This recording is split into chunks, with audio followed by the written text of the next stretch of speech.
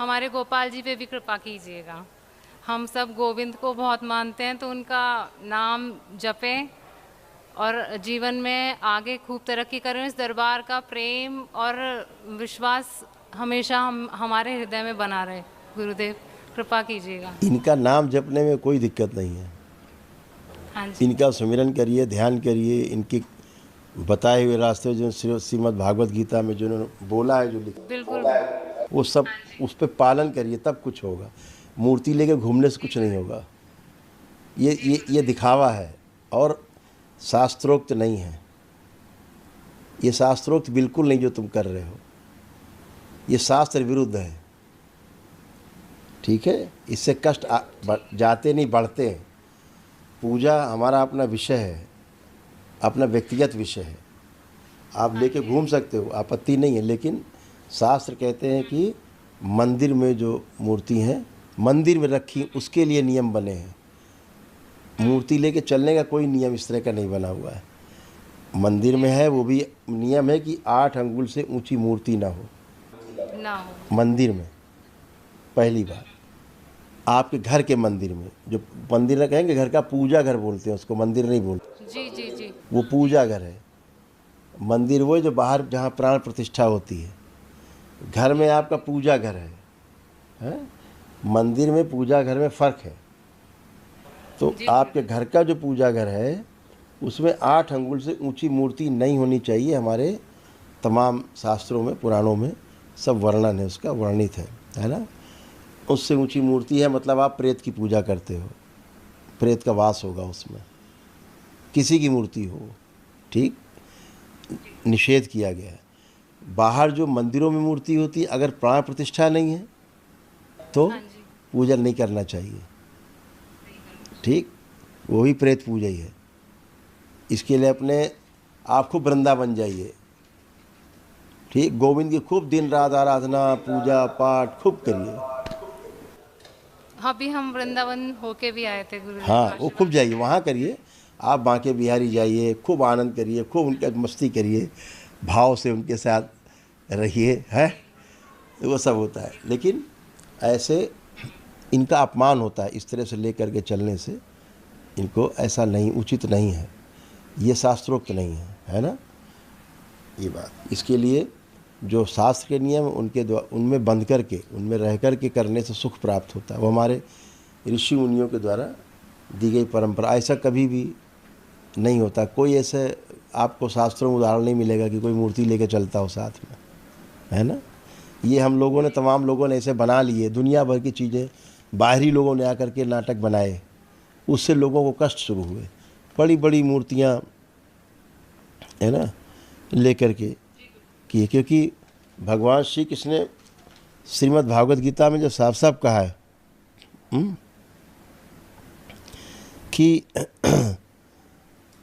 अध्याय 9 श्लोक 25 में कहा है इस चीज़ को बात, कि जो जिसकी पूजा करता है वो उसी को प्राप्त होता है।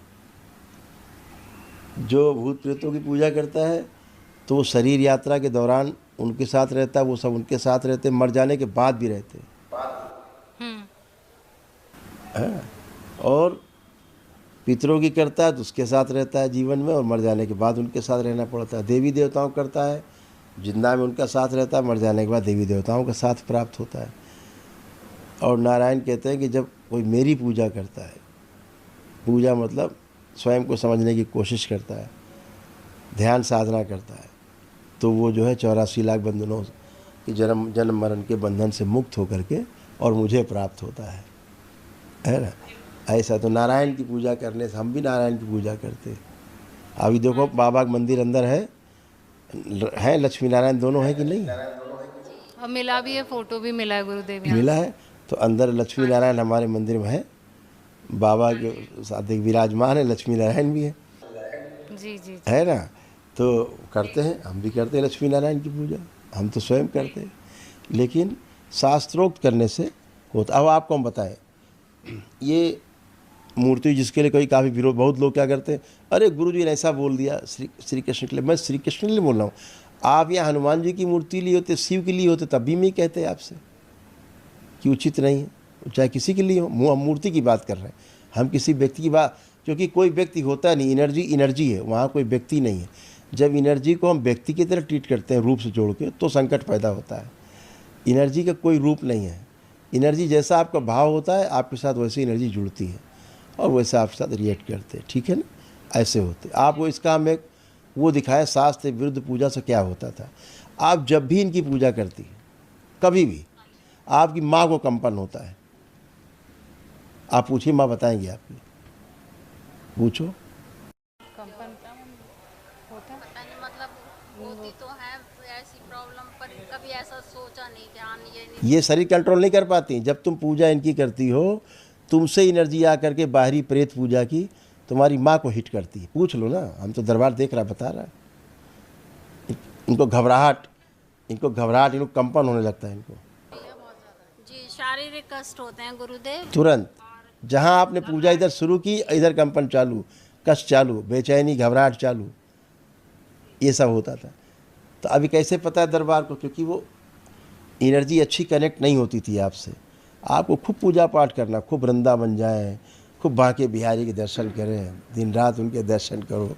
घर में करो, घर में अपने श्री कृष्ण की छोटी सी लड्डू गोपाल रखिए मूर्ति, आप करिए जो शास्त्रोक्त 8 अंगुल से कम हो, छोटी हो, ठीक है ना। खूब करिए पूजा, लेकिन लेके चलना नहीं, घर में करो, ठीक है, ठीक है। ताकि कोई उपहास ना उड़ाए। खुश हो, प्रसन्न। प्रणाम गुरुदेव। खुश रहो बेटा, प्रणाम गुरुदेव। खुश रहो बेटा। कैसे हो? गुरुदेव यहाँ आने से पहले मैं गुरुदेव ठीक हूँ, आप बताइए।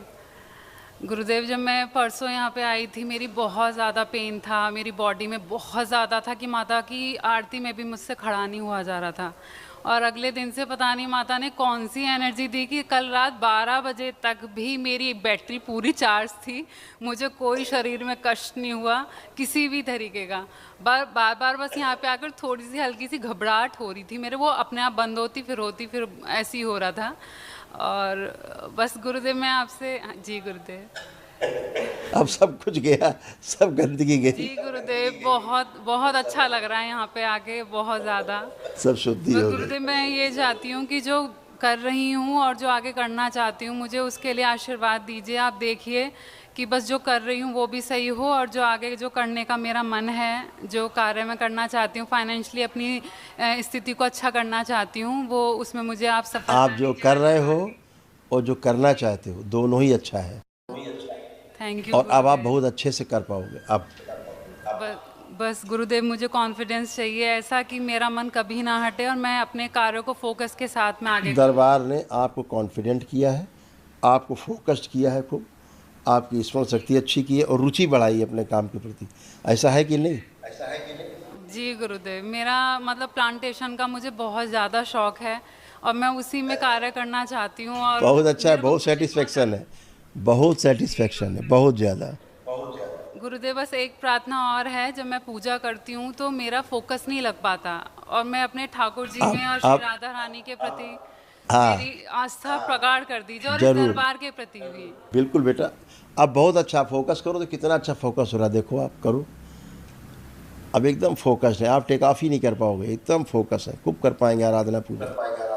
जी गुरुदेव। कर पा रहे हैं? जी गुरुदेव। एकदम फोकस है, बहुत सुंदर ध्यान लगेगा। थैंक यू गुरुदेव। अब राधा रानी का ध्यान खूब लगेगा। जी गुरुदेव, बस आशीर्वाद चाहिए मुझे, खूब खुश रहिए, बस उनकी प्रति खूब भक्ति मेरी बढ़ती रहे। खूब बस खुश। गुरुदेव मेरी जो थोड़ी हार्ट बीट अभी है ना, अभी बढ़ी हुई से आप बिल्कुल खत्म कर अंदर पीछे का शरीर एक खुश हो रहा है बहुत। अच्छा वो गुरुदेव। खुशहाली वाली हार्ट बीट है, कष्ट वाली नहीं है। खुश हो बेटा, गुरुदेव जी के चरणों में कोटि कोटि प्रसन्न हो वंदन। बेटा। गुरुदेव बस आप हमारा मंदिर एक बार और देख लीजिए। वो शुद्ध है, सब घर के पूजा घर सब शुद्ध है। ठीक है, थैंक यू गुरुदेव। गुरुदेव कोटि कोटि वंदन।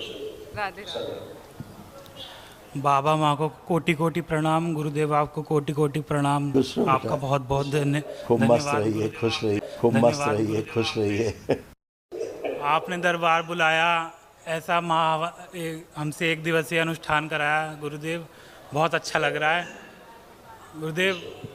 बस जीवन में बहुत सारी असफलताएं प्राप्त करी हैं, अलग अलग कार्य करके देखे हैं, किसी में सफलता प्राप्त नहीं होती। तो गुरुदेव अब सफलता ही सफलता है, अब सफलता ही सफलता है। अभी महावन होगा, अभी साहब बहुत बड़े, आंखें बंद करो। इस बच्चे का आकर्षण बढ़ाया जाए, नेत्रों में और आकर्षण दिया जाए। वाणी नेत्र और चेहरे पे और आकर्षण दिया जाए, और निराशा की सभी स्मृतियाँ और निराश शरीर जो अंदर बाहर निकाल लीजिए। शिव नष्ट करके सेवकाओं खिला दीजिए। ये बच्चे असर चल रहे हैं। बैलेंस, हंसी खुशी प्रसन्नता में रखने वाले हो, अपने काम को आत्मविश्वास के साथ कर पाने का शरीर आगे रखे जाए। 5 बार बोलो ओम नमः शिवाय। ओम नमः शिवाय, ओम नमः शिवाय, ओम नमः शिवाय, ओम नमः शिवाय, ओम नमः शिवाय।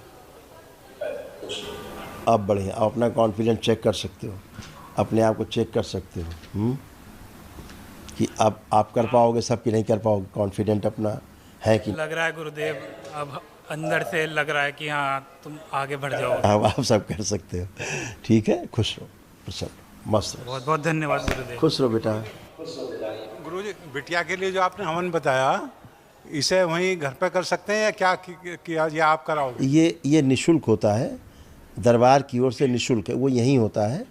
तो 1 दिन का होता है, पूरा सुबह से लेकर शाम तक चलता है, होता है तमाम अनुष्ठान। तो उसके लिए उसके किससे संपर्क किया जाएगा? वो जहाँ ऑफिस में, जो ऑफिस था ना वनडे का, वहीं जा कर के वो स्लिप आपको मिलेगी यहाँ से, वहाँ दे दीजिए, वो आपको समय दे देंगे कराने का। ठीक है, तो बच्चियों का और इसका बच्चे का संकल्प करा के, ये एक चारों में से कोई एक कर लेगा, बाकी 3 का संकल्प करके, तीनों बच्चियाँ और ये बेटा, ये चारों में से कोई एक करे और 3 का संकल्प करके कर लेगा, क्योंकि ऊर्जा पहले से बहुत है आपके पास। खुश है।